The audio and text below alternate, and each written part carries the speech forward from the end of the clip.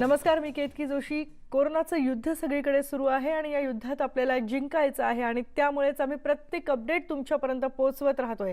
राज्यामध्ये आता कोरोनाग्रस्तांची संख्या झालेली आहे 1982। गेल्या 24 तासात 221 नवे रुग्ण सापडलेत। एकट्या मुंबईमध्येच 1399 इतकी संख्या कोरोनाच्या रुग्णांची झाली आहे। तर धारावीमध्ये गेल्या 12 तासात 4 नव्या रुग्णांची नोंद झाली आहे। त्यामुळे मुंबईची चिंता आणखी वाढली आहे। राज्यात कोरोनामुळे दगावलेल्यांची संख्या 149 झाली आहे। गेल्या 24 तासात राज्यामध्ये 22 मृत्यूंची नोंद झाली आहे। धारावीमध्ये सुद्धा मिशन धारावी हे सुरू आहे, पण आत्ताची जर अवस्था आपण बघितली तर धारावीमध्ये गेल्या 12 तासात 4 नव्या रुग्णांची नोंद झाली आहे। त्यामुळे मुंबईची चिंता आणखीनच वाढली आहे। 149 बळी आतापर्यंत कोरोनामुळे गेलेले आहेत आणि राज्यामध्ये 1982 इतकी संख्या कोरोनाच्या रुग्णांची झाली आहे। आतापर्यंत धारावीमध्ये 47 रुग्ण झालेले आहेत। 5 जणांचा मृत्यू गेलाय। काल दिवसभरामध्ये एकाचा बळी गेला होता कोरोनामुळे। पुन्हा धारावीमध्ये विशेष काळजी घेतली। ते हॉटस्पॉट जे आहेत, वरळी असेल, धारावी असेल, त्याचप्रमाणे भायखळा असेल, या तीनही ठिकाणी महापालिकेने विशेष लक्ष दिलेलं आहे। काही ठिकाणं पूर्णपणे सील करण्यात आली आहेत, जिथे बाहेर पडताच येत नाहीये नागरिकांना। खबरदारीचे उपाय सगळीकडे घेतले जात आहेत। आपल्या सोबत आहेत आमच्या प्रतिनिधी स्वाती लोखंडे। स्वाती, अनेक उपाययोजना केल्या जात आहेत। आतापर्यंतचे काय अपडेट्स आहेत आणि काय नवीन आता आणखी प्रशासनाकडनं किंवा महापालिकेकडनं उपाययोजना केल्या जाणार आहेत? या क्षणाची अत्यंत महत्त्वाची बातमी ही आहे की वरळी कोळेवाड्यातील लोकांना जे क्वारंटाईन करण्यात आलं होतं 14 दिवस पूर्ण होत आहेत। त्यामुळे आज 14 दिवसानंतर त्यांच्याकडे म्हणजे त्यांची पुन्हा एकदा चाचणी होणार आहे का की त्यांना सरळ घरी पाठवण्यात येणार आहे, हे आज ठरणार आहे। त्याच्यामुळे सगळ्यात महत्त्वाची आणि ब्रेकिंग न्यूज ही आहे की 14 दिवस त्यांचा जो पिरियड होता, इन्क्युबेशन म्हणण्यापेक्षा क्वारंटाईन पिरियड जो होता तो कंप्लीट झालेला आहे। ही एक महत्त्वाची गोष्ट आहे। दुसरी महत्त्वाची गोष्ट म्हणजे जर आपण धारावीचा जर भाग बघितला तर धारावीच्या भागामध्ये स्क्रीनिंग सुरू आहे। डोर टू डोर स्क्रीनिंग सुरू आहे। मिशन धारावी यासाठी आहे कारण अत्यंत दाटीचा परिसर इथे आहे।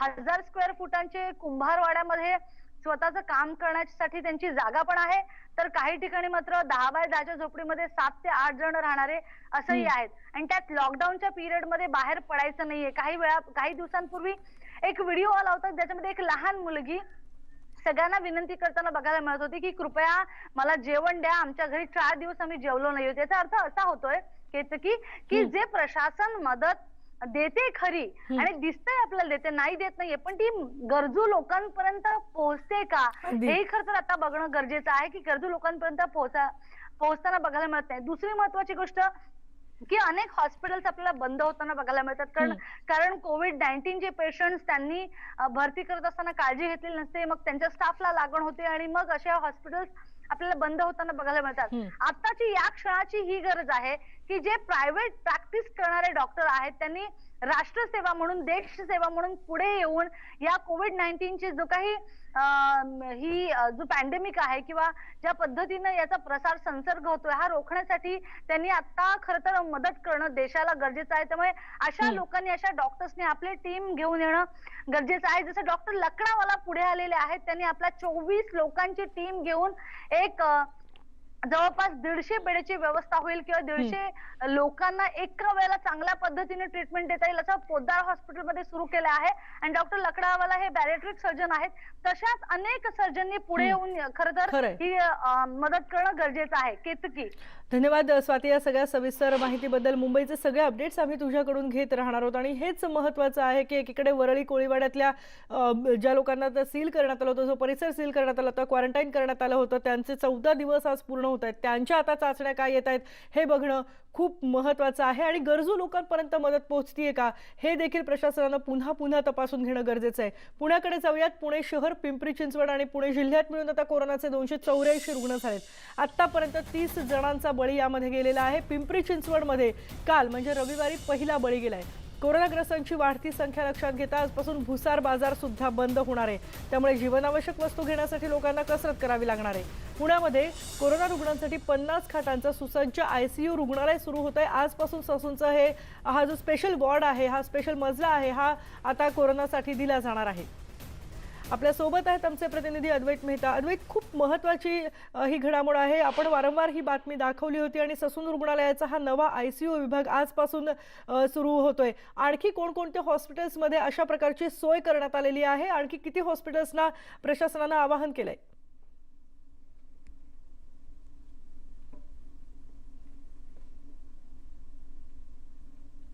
सर्वात मोठं जे सरकारी रुग्णालय ते आहे आणि तिथं अनेक लोक दगावत होते, त्यामुळं एक प्रश्नचिन्ह निर्माण झालं होतं. आता तिथं डेडिकेटेड कोविड हॉस्पिटल 50 बेडचं सुरू होतं, ही मोठी गोष्ट आहे. नायडू तर आहेच, नायडू अत्यंत उत्तम काम करते. आपण पाहिलं पंतप्रधानांनी देखील तिथल्या स्टाफचं कौतुक केलं होतं. भारतीय हॉस्पिटल जे आहे ते पुढं आलेलं आहे आणि क्षेत्रीय कार्यालयानुसार पुण्याच्या भागानुसार त्या भागामध्ये 5 हॉस्पिटल्स जे आहेत ती आता सुरू करण्यात आलेले आहेत आणि जिथं कदाचित सुरुवातीला सर्दी खोकला आहे का हे बघतील आणि त्यात लक्षणं आढळली तर आणखीन त्यांना नायडू किंवा इकडे पाठवतील.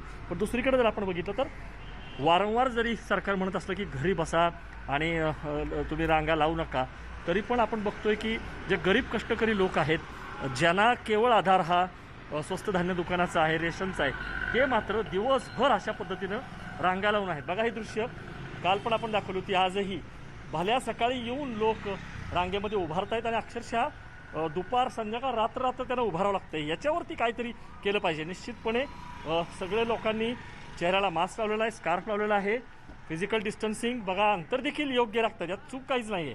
पण अशा पद्धतीनं गोरगरीब आहेत, बाया बापड्या आहेत, म्हातारी लोक आहेत, ती दिवसभर जर या रांगेमध्ये बसणार असतील तर काहीतरी त्रुटी आहे, ही त्रुटी दूर केली पाहिजे.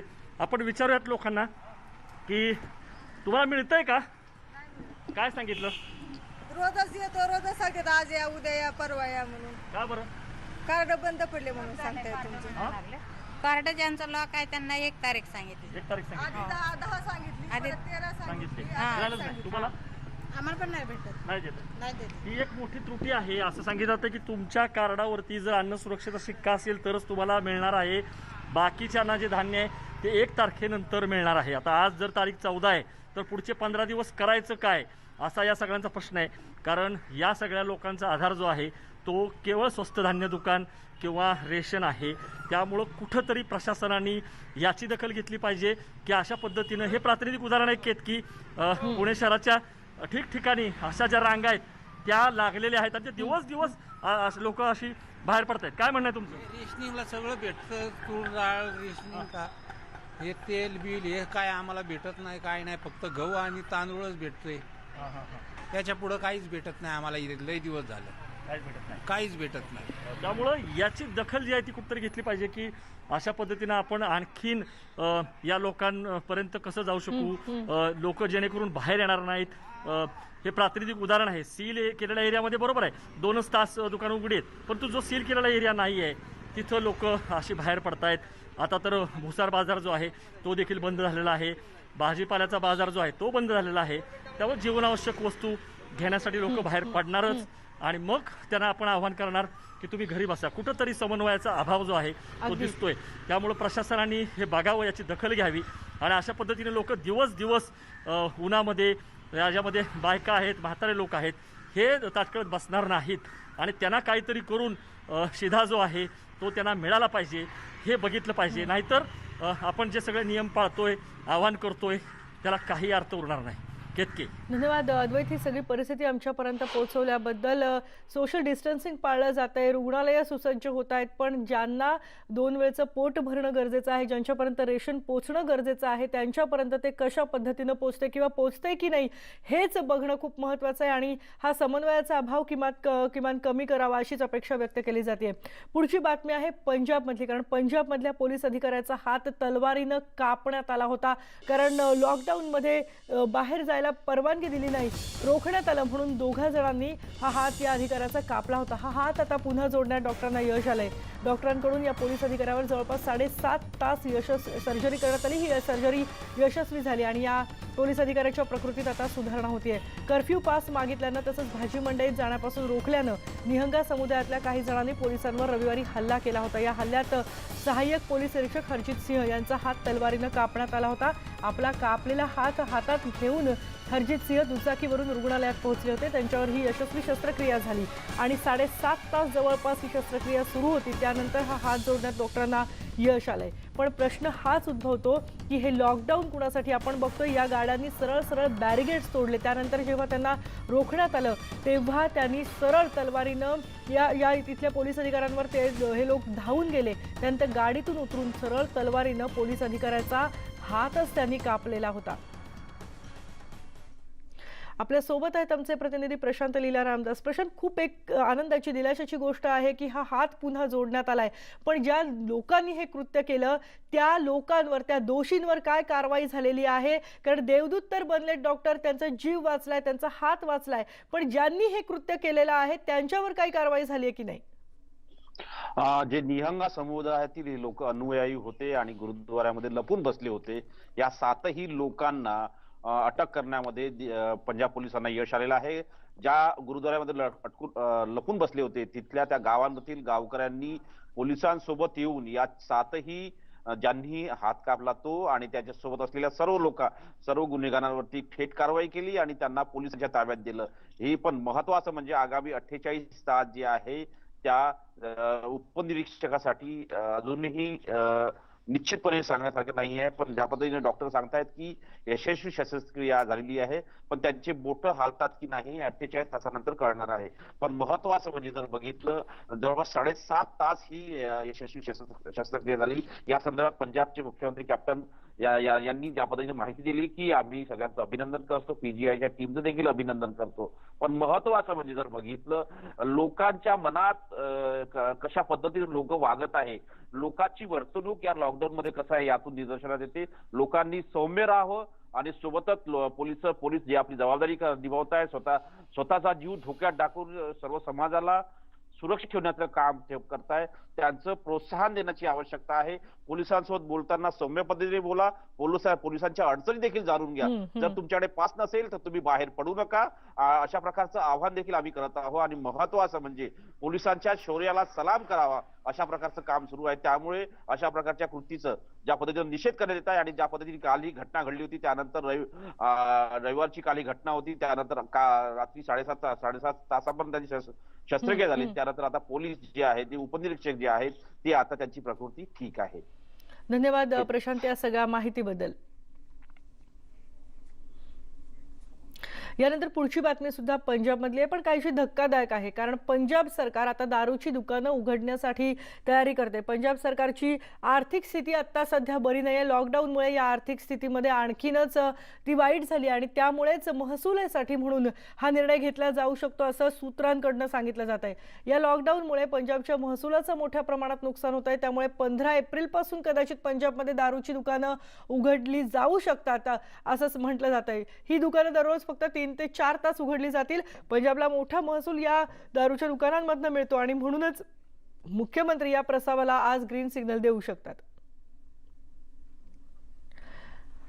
आणि यावरच आता चर्चा व्हायला लागलेली आहे की खरोखरच लॉकडाऊनमध्ये जिथे जीवनावश्यक गोष्टींची दुकानं सुद्धा, जीवनावश्यक वस्तूंची दुकानं सुद्धा 2 ते 3 तास फक्त उघडली जात आहेत, त्या काळामध्ये दारूची दुकानं उघडणं खरोखरच इतकं महत्त्वाचं आहे का? एकीकडे असा आरोप केला जातोय की केंद्र सरकार राज्यांना, जिथे भाजपचं सरकार नाही आहे त्या राज्यांना पुरेसा महसूल देत नाही, त्यांना त्यांच्याकडे पुरेसं लक्ष देत नाहीये आणि म्हणून ही सरकारं स्वतः काही खटपटी करतायत आणि त्याचाच एक भाग म्हणून कदाचित पंजाबमध्ये दारूची दुकानं उघडली जाऊ शकतात. पण खरोखरच दारूची दुकानं उघडणं इतकं अत्यावश्यक आहे की त्याच्यामुळे आर्थिक स्थितीमध्ये खूप मोठा फरक पडू शकतो, यावर सुद्धा पुन्हा चर्चा होती. आपल्या सोबत आहेत मुक्तांगणच्या संचालिका मुक्ता पुणतांबेकर. मुक्ताताई, हा उपाय खरोखरच म्हणजे औषध काय आहे याबद्दल प्रश्न पडतोय. लॉकडाऊनच्या काळामध्ये जिथे अगदी महत्त्वाच्या गोष्टी सुद्धा काही काळापुरत्या मिळत आहेत, अशा वेळेला दारूची दुकानं उघडून त्यातून महसूल मिळवण्याची ही कुठली युक्ती आहे? काय याबद्दलची प्रतिक्रिया आहे? मला असं वाटतं की खूप चुकीची गोष्ट होईल. कारण आधीच दारूमुळे लोकांना घरात सध्या लॉकडाऊनमुळे बसायला लागलंय आणि त्याच्यामुळे लोक डिप्रेस्ड होत आहेत, त्यांना खूप एकटं वाटतंय. आणि मग जर का दारू उपलब्ध करून दिली तर मग लोक दिवसभर सुद्धा दारू पितील. जे रोजचे न पिणारे आहेत ते सुद्धा घरात बसून दारू पितील. आणि आता आपण बघतोय की कौटुंबिक हिंसाचारामध्ये आपण बाहेरच्या देशातल्या बातम्या वाचतोय की त्याच्या कंप्लेंट्स मध्ये खूप वाढ होतीये. तर ते आपल्याही देशात होऊ शकतं. कारण दारू आणि हिंसाचार याचा खूप एक जवळचा संबंध आहे. तर त्याच्यामुळे खूप धोक्याचं होईल. जर का रेव्हेन्यू वाढवायचाच असेल तर त्याच्यासाठी दुसरे मार्ग बघितले पाहिजेत. हां. दारू ची विक्री करावी हा मार्ग मला असं वाटतं खूप खूप चुकीचा होईल. धन्यवाद. नेमकी हीच भीती व्यक्त होते मुक्ताताई. धन्यवाद तुमच्या या प्रतिक्रियेबद्दल की आपण दारूची दुकानं उघडून जे व्यसन करत नाहीत त्यांना सुद्धा कदाचित या काळामध्ये व्यसनी बनवू शकतो अशी देखील चर्चा होतीये. कारण आत्ताच्या काळामध्ये जिथे घरामध्ये 24 तास लोक फक्त घरामध्ये आहेत अशा वेळेला वेगवेगळे पर्याय शोधले जात आहेत आणि जर दारूची दुकानं उघडली गेली तर नक्कीच या दारूच्या मुळे 10वीच्या विद्यार्थी आणि पालकांसाठी एक अत्यंत महत्त्वाची बातमी आहे. कारण 10वीच्या विद्यार्थ्यांचा भूगोलाचा पेपर आता रद्द झालाय. शालेय शिक्षण मंत्री वर्षा गायकवाड यांनी याबाबतची माहिती दिली आहे. तर 9वी आणि 11वीच्या विद्यार्थ्यांच्या परीक्षा सुद्धा रद्द करण्यात आली आहे. आधीची सरासरी लक्षात घेऊनच गुण दिले जाणार आहेत. लॉकडाऊनच्या पार्श्वभूमीवर राज्याच्या शिक्षण खात्यानं हा महत्त्वाचा निर्णय घेतलाय. या परीक्षा होतील की नाही अशी चिंता विद्यार्थी आणि पालकांना होती. अखेर आता याबाबत शिक्षण खात्याकडून ही माहिती समोर आली. की या संचारबंदीची मुदत ही 30 एप्रिलपर्यंत वाढवण्यात आलेली आहे आणि म्हणूनच शालेय शिक्षण विभागाच्या माध्यमातून आम्ही काही निर्णय घेत आहोत. पहिला निर्णय आम्ही असा घेत आहोत की इयत्ता 9वी व इयत्ता 11वीच्या दुसऱ्या सत्रामधली परीक्षा न घेता पहिल्या सत्रामध्ये झालेल्या चाचण्या त्याची प्रात्यक्षिके व अंतर्गत मूल्यमापन करून त्यांचं वर्गोन्नती म्हणजे पुढच्या वर्षामध्ये त्यांना पाठवण्यासंदर्भामधला निर्णय घेण्यात आलेला आहे. त्या व्यतिरिक्त दुसरा निर्णय जो आहे तो इयत्ता 10वी याचा भूगोल व कार्यशिक्षण या दोन्ही विषयाच्या संदर्भामध्ये जी आहे ती सुद्धा परीक्षा रद्द करण्यात येत आहे. आणि रद्द करत असताना महाराष्ट्र राज्य माध्यमिक व उच्च माध्यमिक शिक्षण मंडळाच्या प्रचलित व विहित कार्यपद्धतीनुसार सुद्धा या विद्यार्थ्यांचं गुन्ह्याबाबत मंडळाने कारवाई करायची आहे. मुंबईतली बातमी आहे. मुंबईच्या जी दक्षिण वॉर्डमध्ये पहिला रुग्ण कोरोनाचा सापडलाय. अधिकाधिक पॉझिटिव्ह केसेस या क्वारंटाईन केलेल्या लोकांमधल्याच आहेत आणि सहआयुक्तांनी याबद्दल काय नेमकी माहिती दिली आहे पाहूयात. विभागामध्ये इतर केसेस आढळत आहेत, ज्यामध्ये प्रामुख्याने वरळी कोळीवाडा, जिजामाता नगर आणि एल्फिस्टन जवळची चाळ यामध्ये हे 3 महत्त्वाचे हॉटस्पॉट आहेत. वरळी कोळीवाड्यामध्ये एकाच दिवशी 8 रुग्ण आढळल्यानंतर प्रशासनाने तात्काळ हा विभाग सील केलेला आहे आणि या रुग्णांच्या संबंधीतील हाय रिस्क आणि लो रिस्क कॉन्टॅक्ट यांना आपण वेगळे काढून विलगीकरण कक्षात त्यांना हलवलेले आहे. त्याच पद्धतीने जिजामाता नगरमध्ये देखील ज्यावेळी केसेस आढळल्या त्यांच्याशी संबंधितील high risk low risk contact आपण तात्काळ शिफ्ट केलेले आहेत आणि जवळजवळ 400 लोक आपण पोद्दार येथे तयार केलेल्या क्वारंटाईन फॅसिलिटी महापालिकेने इतर ठिकाणी लॉजेस हॉल्स हे ताब्यात घेऊन त्या ठिकाणी या लोकांना स्थलांतरित केलेले आहे.